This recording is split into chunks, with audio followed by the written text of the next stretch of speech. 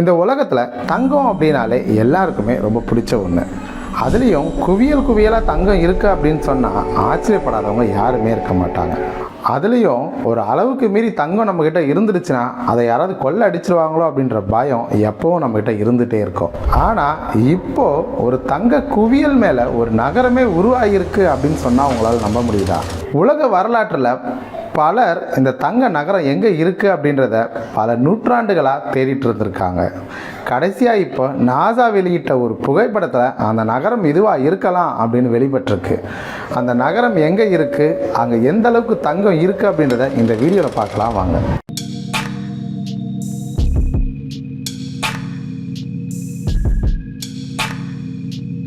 பொதுவாகவே உலக நாடுகளில் அந்த நாட்டோட பொருளாதார தன்மையை அந்த நாட்டில் இருக்கக்கூடிய தங்கத்தோட கையிருப்பு அடிப்படையாக கொண்டு தான் அளவிடுவாங்க. அதாவது இன்னைக்கு பொருளாதாரத்தில் முதலிடத்தில் இருக்கக்கூடிய நாடு அமெரிக்கா. அந்த நாட்டுக்கிட்ட உலகத்தில் இருக்கக்கூடிய ஒட்டுமொத்த தங்கத்திலிருந்து 26% தங்கம் இருக்குது. இதன் காரணமாக தான் அது உலக வல்லரசு பட்டியலில் முதலிடத்திலையும் பொருளாதாரத்தில் முதலிடத்திலையும் இருந்துட்டு இருக்கு. ஆனால் இந்த உலகத்தில் இருக்கக்கூடிய பல நாடுகளோட ஒட்டுமொத்த பொருளாதாரத்தையும் ஒரே நாளில் மேம்படுத்தக்கூடிய தங்கம் ஒரு நகருக்கு அடியில் இருக்கு. அதாவது தென் அமெரிக்கா நாடான பெருவில் இருக்கக்கூடிய சிட்டி ஆஃப் கோல்டு அப்படின்னு சொல்லக்கூடிய லா ரிங்கொனடா அப்படின்ற நகருக்கு கீழே தான் இந்த தங்கங்கள் புதைஞ்சிருக்கிறதா அறிவியலாளர்கள் சொல்றாங்க. லா ரிங்கொனடா அப்படின்னு சொல்லக்கூடிய இந்த நகரில் தான் பல தங்க சுரங்கங்கள் இல்லீகலா இயங்கிட்டு இருக்கு. அதாவது வரலாற்றில் பல இடங்களில் தங்க நகரம் அப்படின்னு குறிப்பிடப்பட்ட எல் டொராடோ இதுவா இருக்கலாம் அப்படின்ற ஒரு சில சந்தேகங்களும் இருக்கு. காரணம் என்னன்னா, இங்க அரசாங்கத்துக்கு தெரியாம பல இல்லீகல் மைனிங் இன்னைக்கு வரைக்கும் நடந்துட்டு இருக்கு. அந்த நாட்டில் இருக்கக்கூடிய ஒட்டுமொத்த மக்களும் அந்த மைனிங்ல வேலை செய்யக்கூடிய கூலி ஆட்களாக தான் இன்னைக்கு வரைக்கும் இருந்துட்டு இருக்காங்க. இந்த நகரம் இந்த உலகத்திலேயே உயரமான நகரங்கள்ல ஒன்று. அதாவது அந்த நகரம் கடல் மட்டத்திலிருந்து 18,000 அடி உயரத்தில் அமைஞ்சிருக்கு. அதாவது 5,500 மீட்டர். இங்க மனிதர்கள் வாழறது அப்படின்றது அறிவியல் பூர்வமாக சாத்தியமே இல்லை அப்படின்னு சொல்லப்பட்டாலும் இந்த நகரத்தில் மட்டும் கிட்டத்தட்ட 70,000 மக்கள் வசி. காரணம் என்ன, இந்த நகரம் கடல் மட்டத்திலேருந்து இவ்வளவு உயரத்தில் இருக்கிற காரணத்தினால, அதாவது நம்ம அட்மாஸ்பியரில் ரொம்ப ஹைட்டில் இருக்க காரணத்தினால அங்கே குளிர் அப்படின்றது அண்டார்டிகாவுக்கு ஈக்குவலாக இருக்கும் அப்படின்னு சொல்கிறாங்க. ஆனால் இதையும் பொருட்படுத்தாமல் அங்கே மக்கள் வாழ்ந்துட்டு இருக்காங்க. காரணம் என்ன அப்படின்னா, பெரு நாட்டை பொறுத்த வரைக்கும் அங்கே பொதுவாகவே வறட்சியான பகுதி, அங்கே வேலை வாய்ப்புகள் அப்படின்றது ரொம்பவே கம்மி. ஆனால் இவ்வளவு உயரமான இடமா இருந்தாலும் பரவாயில்லை அப்படின்னு இவ்வளவு மக்கள் இங்கே வாழ்றதுக்கான காரணம் அங்கே இருக்கக்கூடிய இல்லீகல் மைனிங். அதாவது அங்கே இயங்கக்கூடிய தங்க சுரங்கங்களை அடிப்படையாக கொண்டு தான் இங்கே இவ்வளவு மக்கள் வாழ்ந்துட்டு இருக்காங்க.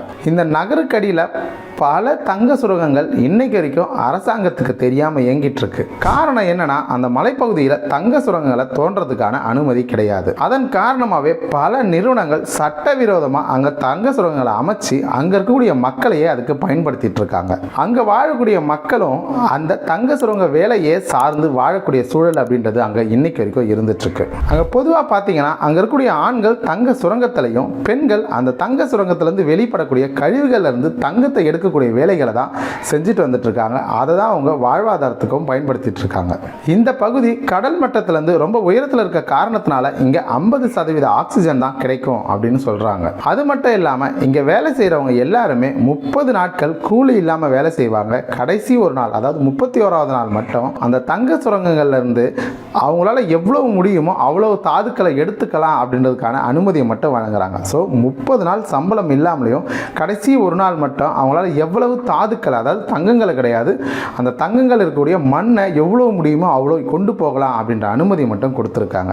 இதன் காரணமாக அதில் பெரிய அளவில் தங்கங்கள் கிடைச்சி அவங்க வாழ்வாதாரம் மேம்படக்கூடிய வாய்ப்புகள் இல்லை. ஆனால் அவங்களோட அன்றாட வாழ்க்கையை ஓட்டத்துக்கு தேவையான பொருள்களை அதிலிருந்து அவங்களால ஈட்ட முடியுது. இதன் காரணமாக தான் அங்கே வாழக்கூடிய மக்கள் இவ்வளவு சிரமங்களையும் பொருட்படுத்தாமல் அங்கே இன்னைக்கும் வாழ்ந்துட்டு வந்துட்டு இருக்காங்க. அது மட்டும் இல்லாமல் அந்த பகுதி அப்படின்றது அரசாங்கத்தோட கண்ணிலேருந்து மறைக்கப்பட்டு இன்னைக்கு வரைக்கும் இயங்கிட்டு இருக்கு. அங்கே ப்ராப்பரான கவர்னன்ஸ் இல்லை. இதன் காரணமாகவே அங்கே வரி வசூல் அப்படின்றது இன்னைக்கு வரைக்கும் இல்லை. அதனால் அங்கே ரோட் ஃபெசிலிட்டியோ எலக்ட்ரிக் ஃபெசிலிட்டியோ எதுவுமே அடிப்படை வசதியே இல்லாமல் தான் அங்கே வாழக்கூடிய மக்கள் இன்னைக்கு வரைக்கும் வாழ்ந்துட்டு வந்துட்டு இருக்காங்க. அதாவது அங்கே வாழக்கூடிய மக்கள் தங்களுக்கு தேவையான அடிப்படை வசதிகள் எல்லாமே தாங்களே கட்டமைக்கக்கூடிய சூழலை தான் அங்கே வாழ்ந்துட்டு வந்துட்டு இருக்காங்க. சட்டவிரோதமான சுரங்கங்களை அங்கே நடத்திட்டு இருக்கக்கூடிய எந்த நிறுவனங்களும் அவங்களுக்கு அடிப்படை வசதிகளுக்காக உதவ முன் வரல. நம்ம இவ்வளவு பிரச்சனைகள் அந்த இடத்துல இருக்கு அப்படின்னு அப்படின்னு நம்ம சொல்லிட்டு இருந்தாலும் அங்கே வாழக்கூடிய மக்களுக்கு அவங்களோட வாழ்வாதாரத்துக்கு தேவையான வேலை அப்படின்றது அங்கேயே அவங்களுக்கு அமைஞ்சிருக்கு. அதன் காரணமாக தான் அவங்க அங்கே வாழ்ந்துட்டு வந்துட்டு இருக்காங்க. வெளியிலிருந்து வரக்கூடிய மக்களுக்கு அங்கே வாழ்க்கை அப்படின்றது சாத்தியமில்லாத ஒன்றா தான் இருக்கும் அப்படின்னு சொல்கிறாங்க. பொதுவாகவே அந்த நகரத்தை பொறுத்த வரைக்கும் -4 டிகிரி செல்சியஸ் வரைக்கும் அங்களுடைய கிளைமேட் போகும் அப்படின்னு சொல்கிறாங்க. இதன் காரணமாகவே அந்த சுரங்கங்களில் பணிபுரியக்கூடிய ஆட்கள் அப்படின்றவங்க ரொம்ப எஃபிஷியண்டான பர்சன் மட்டும்தான் அந்த தங்க சுரங்கங்களில் வேலை செய்ய முடியுமா.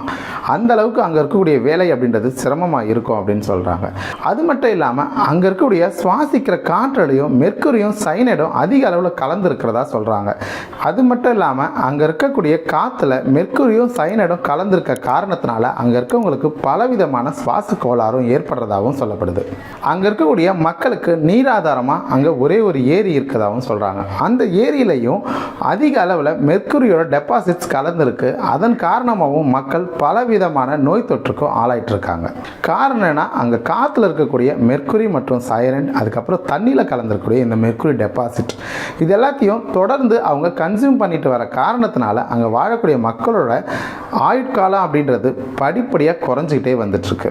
பெருநாட்டை பொறுத்த வரைக்கும் பார்த்தோம் அப்படின்னா உலகத்தில் தங்கம் எக்ஸ்போர்ட் பண்ணுற கண்ட்ரீஸில் 8வது இடத்துல இருந்துட்டுருக்காங்க.